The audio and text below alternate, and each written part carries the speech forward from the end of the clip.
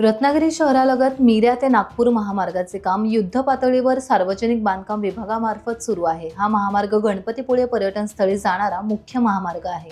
शेकडो वाहने या महामार्गाने जात येत असतात। परटवणे येथून सागरी महामार्ग सुरू होतो। अशा वेळी परटवणे उतारात महामार्गाचे रेंगाळलेले काम हा चिंतेचा आणि चर्चेचा विषय झाला आहे। माती आणि दगड केव्हा खाली पडेल याची शाश्वती नाही, त्यामुळे परटवणे उतारात जीव मुठीत घेऊन प्रवास सुरू आहे। महामार्ग रस्त्याची अवस्था देखील बिकट आहे। एक मार्गी रस्ता असून पुलाचे आणि भरावाचे काम देखील रेंगाळलेले आहे। पावसाळ्यापूर्वी काम पूर्णत्वास जाणार का असा प्रश्न स्थानिक नागरिक आणि प्रवासी आता उपस्थित करत आहेत।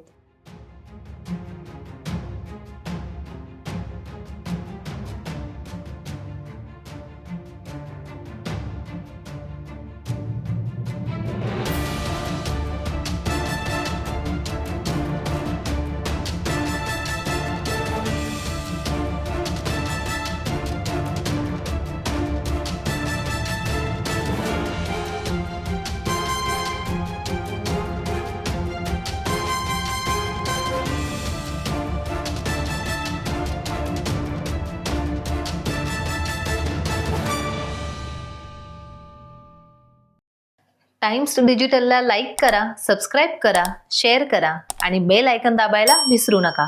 पाहत रहा टाइम्स डिजिटल।